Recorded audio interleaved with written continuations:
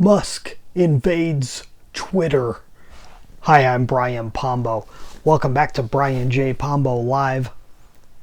Elon Musk has moved forward in his pursuit of acquiring Twitter, looking at kind of a hostile takeover of the company, especially since he first made a large purchase of 9% of the company's stocks, and then was looking to get on the board, and then wasn't going to be joining the board, and then he had this poison pill option that was put up by the current board of Twitter, and Musk now assembling a team supposedly to fully take over the company.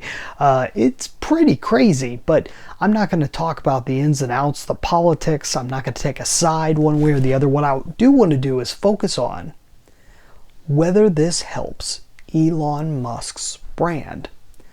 Does it allow him any type of, is there any bad, let me put this a different way. Does he have anything to lose from this?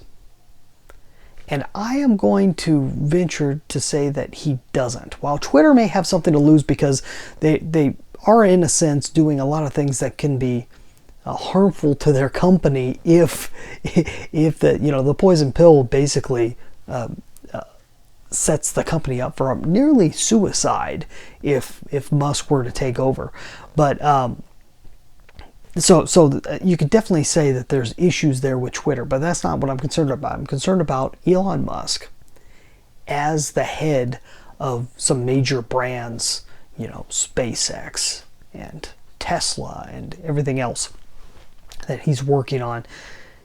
He has made a habit of doing this year after year after year, is putting himself out there in public and making noise about something, saying something controversial about something. And in the same way that Donald Trump would use it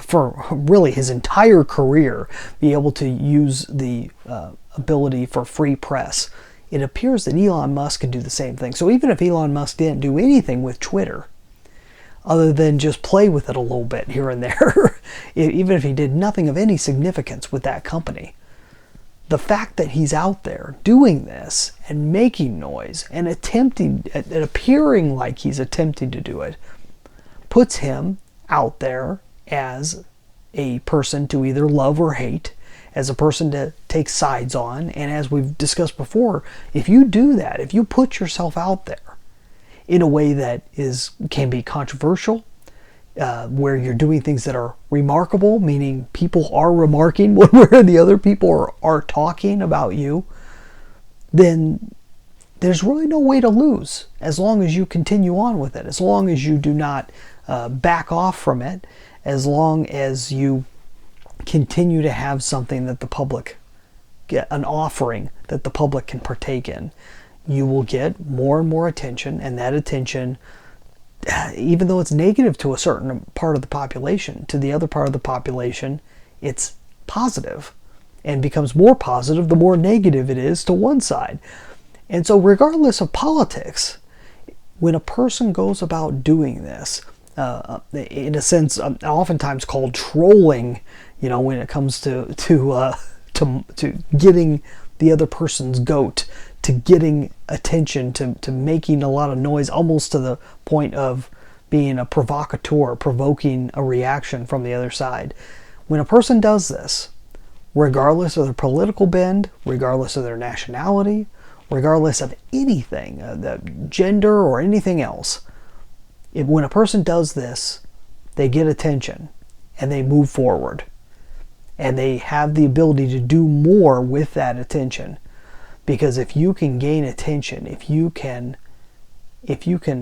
be out there and stand out, there's really no way to lose in the business world or in the current world of being able to do what you want to do. I mean, I don't care if you're even in business, if you have a nonprofit, if you have if you're running for political office, I mean, it doesn't matter. If you're wanting to make a change in the world, it requires people to know who you are.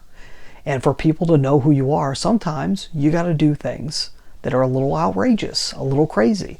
Once again, I'm not defending Elon Musk or his position on Twitter. All I'm doing is pointing out the glaringly obvious something that you should be able to take from that and be able to use it in your own way. Now, this doesn't mean that you need to go out publicly or on a national, international basis and make a lot of noise. Sometimes you can do the same thing on a very local level, especially if that's where you're looking to get attention at. Wherever you're looking to, or sometimes it's in a specific industry. So everyone else may not hear the noise, but people within your industry hear the noise. So it's dependent on the audience you're going after, but the same thing's true no matter what. If you can do something outrageous, if you can do something provoking, thought-provoking, or just provoking in general, you are going to do what you need to do to, you're going to succeed. You're going to succeed. Let me just say it that way. I talk quite a bit about this in my book, 9 Ways to Amazon-Proof Your Business. One of the ways to be somebody, and you want to go check out that book. And this is what I've been talking about here, but I go through some details here. I use some examples. I didn't use Elon Musk, but he's a great example of somebody who is out there being somebody. Whether it's purposeful or not, it's certainly to his overall long-term benefit to be out there doing this. So it's an interesting times we live in. Hopefully that's helpful. Go get a free copy of my book at amazonproofbook.com, and I'll be back here tomorrow night with some more conversation. In the meantime, get out there and let the magic happen.